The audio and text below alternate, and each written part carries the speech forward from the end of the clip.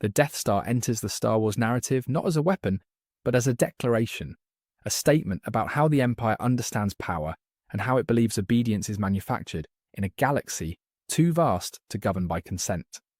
It is framed as inevitability rather than persuasion, as finality rather than administration, and as fear rather than legitimacy. From its first appearance, the station signals that the Empire has stopped asking how rule is maintained and has instead fixated on how resistance is punished. This distinction matters because power sustained through terror behaves very differently from power sustained through acceptance. The Death Star therefore solves a problem the Empire misidentified, and in doing so it exposes a fatal misunderstanding at the heart of Imperial ideology. Fear and control are often treated as interchangeable by authoritarian systems, but Star Wars quietly insists they are not the same thing. Fear can produce immediate compliance, but it corrodes the social contracts that make long-term stability possible. When Alderaan is destroyed, no one in the galaxy becomes more loyal to the Empire. They simply become more cautious, more hateful, and more willing to risk everything to see that power fall. The Death Star creates silence, not consent, and silence is a brittle substitute for legitimacy. Once silence breaks, it does so explosively, because fear has prevented the gradual release of pressure through compromise or reform. By choosing terror as its primary language, the Empire abandons the slower but stronger mechanisms of governance. Bureaucracy, diplomacy, and legal enforcement are not glamorous, but they distribute authority and normalize obedience in ways superweapons never can. The Death Star bypasses these systems entirely, replacing the daily work of ruling with a single catastrophic threat. This substitution turns imperial power from a lived presence into a distant menace, something that exists only at moments of punishment, rather than as an integrated political reality. The result is an empire that rules spectacularly but governs poorly, and spectacle is always temporary. Centralization compounds this mistake because the Death Star does not merely represent power, it concentrates it. One station holds the symbolic, military, and psychological weight of the entire regime, collapsing imperial authority into a single object. In doing so, the Empire violates a basic principle of durable rule: redundancy. Distributed power can absorb losses, adapt to failures, and obscure vulnerabilities. But centralized power turns every challenge into an existential threat. The Death Star therefore transforms the Empire from a sprawling system into a singular target, simplifying the rebels' problem rather than complicating it. This extreme concentration of authority also reshapes decision-making within the imperial hierarchy. When ultimate power resides in one asset, all strategic thinking bends toward its protection and justification. Officers are incentivized to defend the station conceptually and politically, even when evidence suggests it is flawed. Dissent becomes disloyalty, caution becomes cowardice, and adaptation becomes unnecessary. The Death Star thus does not merely centralize firepower, it centralizes thought, narrowing the range of acceptable strategies until the Empire becomes intellectually inflexible. Replacing governance with intimidation has another unintended effect. It strips the Empire of narrative subtlety. Before the Death Star, imperial rule could be framed as order following chaos, stability after war, and unity after fragmentation. After Alderaan, that story collapses. The Empire no longer pretends to be a protector, it reveals itself as an executioner. This clarity simplifies moral calculations across the galaxy, making neutrality harder to justify and collaboration harder to rationalize. By choosing terror openly, the Empire removes the ambiguity that once shielded it from universal condemnation. Neutral systems are especially sensitive to this shift, because their survival depends on predicting risk. Many worlds might have accepted imperial oversight quietly, if left alone, calculating that resistance was costlier than compliance. The Death Star changes that equation by demonstrating that obedience offers no protection. If loyalty does not guarantee safety, then fear loses its stabilizing function and becomes a motivator for preemptive resistance.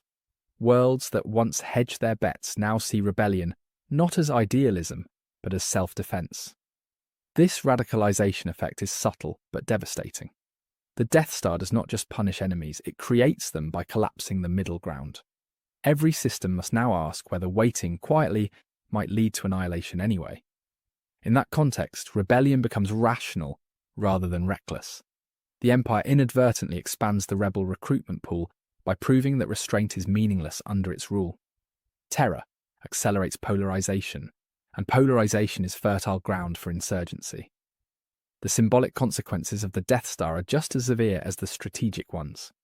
By investing so heavily in a single icon of domination, the Empire ties its identity to that object. The station becomes synonymous with imperial strength, inevitability, and permanence. This symbolism is meant to intimidate, but it also creates a narrative vulnerability. Symbols can be destroyed in ways systems cannot, and when symbols fall, belief falls with them. Once the Death Star is framed as the Empire itself, its destruction becomes more than a military victory. It becomes a mythic rupture. The galaxy does not merely witness a loss of hardware, it witnesses the collapse of imperial invincibility. The psychological shockwaves extend far beyond the immediate tactical implications, undermining confidence in imperial authority everywhere at once. The Empire has unknowingly wagered its legitimacy on a single roll of the dice. This is the core miscalculation, the belief that fear scales cleanly. The Empire assumes that a larger threat produces proportionally greater control, but Star Wars consistently shows the opposite.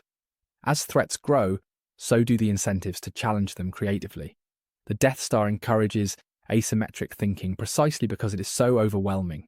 Its size invites ingenuity, its rigidity invites subversion, and its symbolism invites defiance. Even before its destruction, the Death Star reshapes the conflict in ways that favour rebellion. It simplifies objectives, clarifies moral stakes, and concentrates resistance. The Empire believes it has shortened the war by presenting an ultimate deterrent, but in reality it has shortened the path to unified opposition. Every rebellion needs a focal point, and the Death Star provides one more clearly than any propaganda ever could. In trying to end resistance, the Empire gives it a face and a target. As the galaxy responds to this miscalculation, the consequences begin to compound in ways the Empire neither anticipates nor understands. What starts as a demonstration of strength becomes a catalyst for overconfidence, rigidity, and strategic blindness.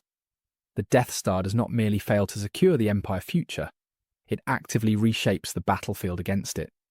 And as these pressures accumulate, the station role shifts from deterrent to liability, setting the stage for a collapse driven not by weakness, but by the very excess of power the Empire trusted most.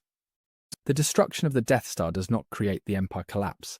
It merely reveals how thoroughly that collapse was already underway beneath the surface of imperial confidence. What follows is not panic, but exposure, the sudden visibility of weaknesses that had been masked by intimidation and scale. The Empire response to loss is not adaptation, but escalation, doubling down on the very logic that failed it. In this way, the Death Star becomes less a fallen weapon, and more a lens through which the Empire's inability to learn is made unmistakably clear. The station was meant to end uncertainty, yet its absence amplifies every unresolved flaw in Imperial command culture. Arrogance flourishes in systems that reward obedience over insight, and the Death Star institutionalizes that dynamic at every level. When a single weapon is believed to guarantee victory, curiosity becomes unnecessary, and caution becomes suspect. Officers are promoted for loyalty to doctrine rather than responsiveness to reality, creating a hierarchy insulated from feedback. This insulation delays recognition of danger until it is unavoidable, and by then the cost of adjustment is catastrophic. The Empire does not merely underestimate its enemies, it systematically trains itself to do so. This arrogance distorts tactical thinking across the entire Imperial war machine. Fleets are deployed with less creativity because the ultimate solution is always assumed to be overwhelming force. Intelligence failures are dismissed as irrelevant because the Death Star renders nuance obsolete. Even Vader and Tarkin embody this mindset, confident not because they understand the battlefield, but because they believe they have transcended it. The Empire thus mistakes scale for supremacy and confuses intimidation with inevitability. By contrast, rebellion thrives precisely because it must adapt. The presence of an oversized, inflexible superweapon transforms the conflict into an asymmetric contest. The Empire is poorly equipped to fight. Guerrilla warfare does not seek to overpower, it seeks to outmaneuver, destabilize, and expose vulnerabilities. The Death Star is not just large, it is slow, predictable, and dependent on flawless coordination. Every one of these traits favors insurgents who operate through improvisation and surprise. The Empire inadvertently hands the rebels a strategic gift by defining the battlefield so clearly. A smaller, more distributed Imperial force would have forced rebels to fight multiple fronts simultaneously, diluting their impact.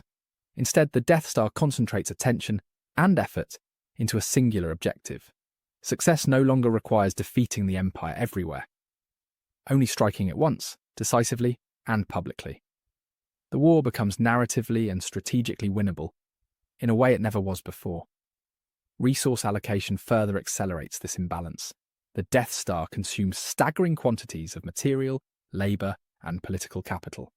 Entire fleets are sidelined, infrastructure projects delayed, and intelligence networks underfunded to sustain the station.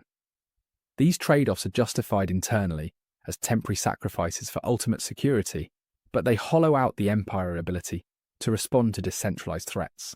Power is not only about what is built, but about what is neglected, and the Death Star neglects everything that makes power resilient. This extraction of resources has social consequences as well. Worlds are stripped to feed the superweapon, deepening resentment and economic instability. Labour becomes coercive, secrecy becomes oppressive, and trust erodes even within imperial ranks. The station does not unify the Empire. It drains it, converting loyalty into obligation and obligation into quiet hostility. Every system forced to contribute feels the weight of a project that offers no shared benefit, only shared fear.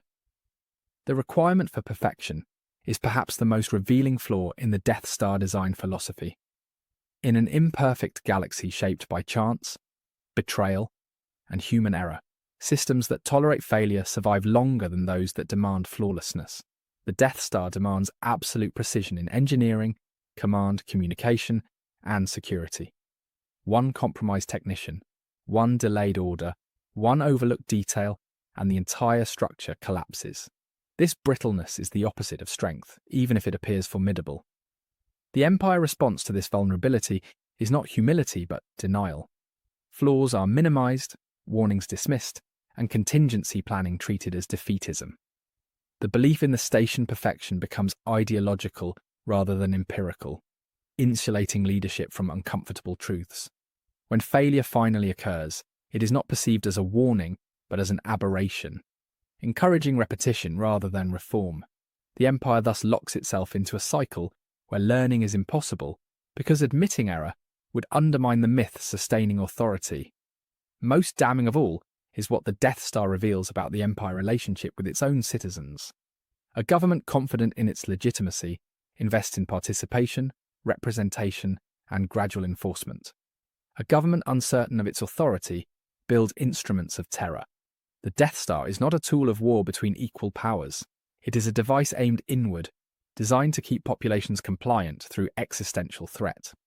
Its existence is an admission that the Empire does not believe it can rule without fear. This inward-facing logic reshapes imperial identity. Soldiers become enforcers rather than protectors. Administrators become overseers rather than servants. And leadership becomes distant from the lived reality of the galaxy. The Empire no longer governs people, it manages populations. This shift dehumanizes both ruler and ruled, eroding empathy and increasing the likelihood of rebellion.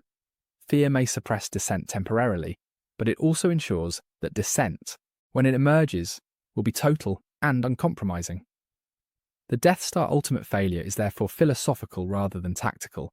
It represents a belief that stability can be imposed rather than cultivated.